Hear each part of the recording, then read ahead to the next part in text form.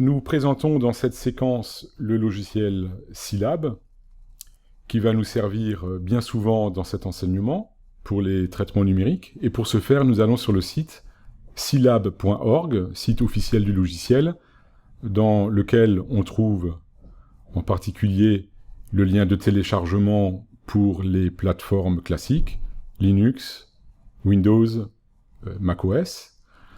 Ensuite, dans les ressources, on trouvera une assez abondante documentation et je recommande particulièrement le PDF Scilab débutant, qui est un dossier de 33 pages, donc c'est très raisonnable, qui présente les principales fonctions, les grandes lignes de l'utilisation du logiciel.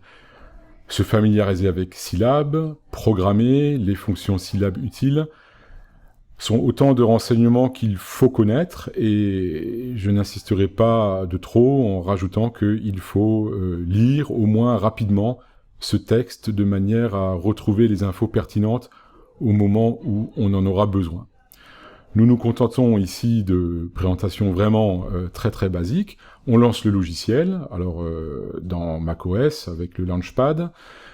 Donc lorsque le soft est chargé, on voit 4 fenêtres par défaut, dans cette configuration par défaut. Ici, le navigateur de fichiers, la console à proprement parler, un navigateur de variables, ainsi qu'un historique de commandes bien commode pour retrouver des commandes qu'on a tapées dans des sessions précédentes. Ça évite de ressaisir les mêmes commandes. En ce qui concerne le navigateur de fichiers, c'est très classique. Il faut se mettre dans son répertoire de travail. Ici, il est sur le bureau, il s'appelle Scilab. C'est dans ce répertoire-là qu'on trouve les fichiers, les programmes quand on en aura écrit, les fichiers de données.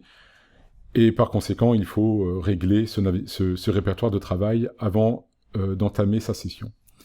Ensuite, dans la console, ici, on va utiliser une fonction de base qui est une pseudo-calculette. Ici, on fait une opération simple 5 x 7 qui donne évidemment 35. Et le résultat est stocké dans la variable par défaut, qui s'appelle ANS, de l'anglais answer. Et on constate évidemment que ça fait 35, c'est pas une surprise. Ici, on a fait des calculs trigonométriques. Alors ici, les arguments, le 1, c'est évidemment en radians. Et puis, on peut faire des calculs basiques, typiquement ici, cos carré plus sinus carré, qui va évidemment donner la valeur 1, comme on le sait à ce niveau. Notez que à chaque exécution de commande, un résultat est affiché, et c'est lié au fait qu'en fin de ligne, il n'y a pas le caractère point-virgule. Si on mettait un point-virgule en extrémité de commande, on inhiberait l'affichage, mais on exécuterait quand même l'instruction. Ensuite, on représente ici quelques-unes des constantes de Scilab, %pi pour la variable pi, %i pour l'imaginaire pur, donc i carré égale évidemment -1, et il faut donc dire clairement que Scilab est construit pour manipuler les nombres complexes, donc de façon native, sans avoir besoin de faire appel à des fonctions particulières. Exponentielle de pi, donc chacun sait, exponentielle de pi, ça fait -1. Notez ici qu'il y a quand même une petite partie imaginaire, mais c'est lié à des erreurs de troncature ou à des erreurs d'arrondi, puisque c'est un logiciel de calcul numérique. On va maintenant attaquer la manipulation des matrices. Il faut comprendre que Scilab est un logiciel qui est articulé sur la manipulation des matrices, qui sont les données de base. Et ici, je rentre donc une matrice que je nomme A, qui est donc constituée, c'est une matrice 3-3, 3 lignes, 3 colonnes, et vous voyez au fur et à mesure que je la rentre les valeurs numériques avec des nombres complexes. Donc 1i moins 1 comme première ligne, 0,2 1 plus i comme seconde ligne, et -1 0,3 comme troisième ligne. On peut calculer l'inverse de la matrice, son déterminant, vous voyez les résultats. On peut calculer le carré de la matrice, tout ça en simple ligne de commande, et les résultats sont immédiats et affichés à l'écran, toujours affectés à la variable par défaut, la variable ANS. Si on voulait inhiber les résultats les affichages des résultats, il suffirait de mettre un point-virgule. Ensuite, on va montrer ici comment on manipule des composantes de la matrice. Alors par exemple ici, A2, 2, on extrait la deuxième ligne et la deuxième colonne, et la valeur numérique, c'est 2.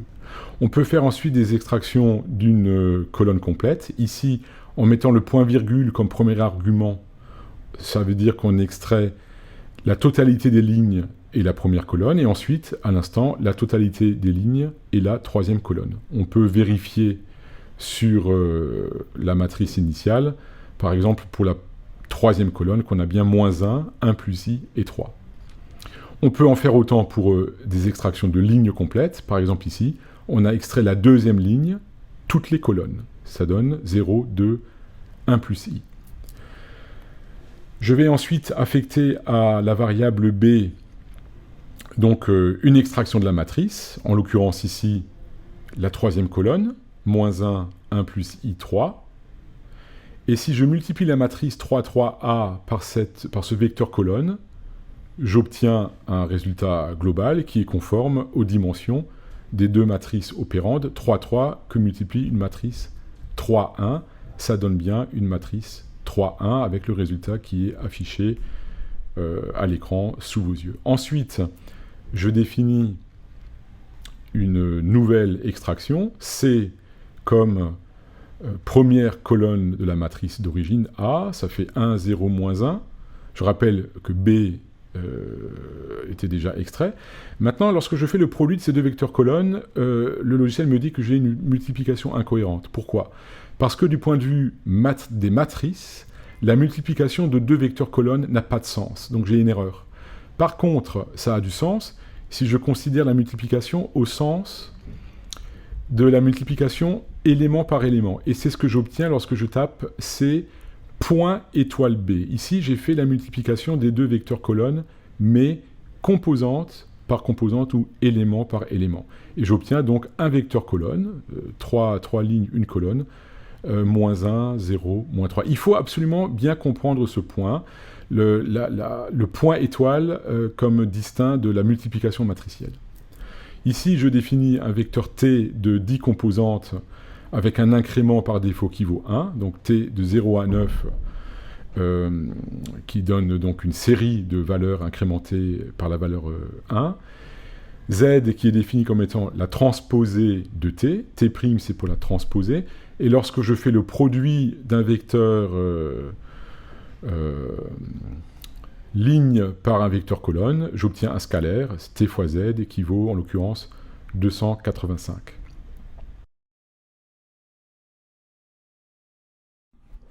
Dans cette séquence, nous allons regarder ensemble le concept de vectorisation qui est fondamental dans Scilab. C'est un concept au cœur du logiciel. On dit que Scilab est un langage vectorisé. Pour mettre en évidence la problématique de la vectorisation, il faut manipuler des données, des vecteurs par exemple, qui sont de taille importante. Donc, dans la séquence qui suit, nous allons manipuler des vecteurs qui sont créés par création aléatoire de valeurs entre 0 et 1, avec un nombre très très important de composantes. En l'occurrence, on aura 1 million de composantes. Alors ici, nous utilisons la commande random pour créer un vecteur de une ligne et de 10 colonnes. Donc les valeurs sont comprises entre 0 et 1, mais cette taille est insuffisante, donc je crée à présent un vecteur A, et lui aura la dimension, une ligne et 1 million de colonnes. Donc pour avoir le volume de données qui met en lumière la nécessité de vectoriser. Je mets un point-virgule pour inhiber l'affichage, sans quoi je remplis mon écran de valeurs numériques. De la même façon, je crée un second vecteur B de même dimension, une ligne, 1 million de composantes. Et puis le but à présent, c'est de faire le produit scalaire de ces deux vecteurs. Alors je peux le faire de deux façons différentes. Je peux calculer le produit point étoile entre A et B, donc composant par composant, et ensuite je somme avec la fonction sum, je somme toutes les composantes et j'obtiens un résultat numérique, 250 000 et quelques, qui correspond au produit scalaire des deux vecteurs de dimension 1 million. Je peux également obtenir ce produit scalaire en faisant A fois B transposé. Vous constatez pour chacune de ces instructions que le résultat est immédiat en dépit de la taille importante des données. En langage compilé, on aurait procédé de façon tout à fait différente. On aurait initialisé une somme partielle S à 0, et ensuite on aurait écrit une boucle for k égale 1 jusqu'à 1 million, jusqu'à la dimension du vecteur, et ensuite S égale S plus kème composante de A fois kème composante de B. C'est-à-dire que on construit la somme totale par ajout successif des sommes partielles à travers une boucle. Et lorsque j'exécute cette instruction, vous constatez que le logiciel a tourné quelques secondes. Bien sûr, on obtient le même résultat parce que du point de vue logique, c'est exactement la même chose. Par contre, le temps d'exécution est bien plus long. Il faut retenir que syllabe est vectorisé, ce qui signifiera pour nous qu'il faut absolument éviter autant que possible d'écrire des boucles, parce que l'exécution de ces boucles prend du temps, contrairement aux fonctions natives syllabes, comme la fonction sum, ou le produit matriciel, qui sont compilées et beaucoup plus rapides. Donc, la boucle existe, servira ça ou là, mais il faudra l'éviter. Alors, dans la suite, on va mettre un petit peu ça en évidence. Je crée ici un vecteur t qui est un vecteur qui va de 0 jusqu'à 3,999, avec un incrément de 1 exposant moins 3. Donc, en fait, 4000 valeurs, comme vous pouvez le constater dans le navigateur de variables. Ici, je crée un vecteur x que j'obtiens en appliquant la fonction sinus, mais sur le vecteur t, si bien que j'ai directement 4000 valeurs que je peux ensuite tracer avec l'instruction plot, et vous constatez ici qu'il n'a pas été besoin d'écrire une boucle pour créer ces 4000 valeurs de la fonction sinus. C'est la vectorisation. J'ai directement appliqué la fonction sinus, qui accepte comme argument d'entrée non pas seulement un scalaire, mais un vecteur de dimension quelconque, plutôt que d'écrire une boucle qui prendrait un temps d'exécution beaucoup plus long. Maintenant, je vais créer un vecteur x par combinaison de plusieurs fonctions trigonométriques. Mon sinus initial avec une période, puisque c'est 2π fois t sur 4. Et puis je rajoute avec une amplitude de 2 un cosinus à fréquence doublée, puisque j'écris comme argument 2 fois π fois 2 fois t sur 4.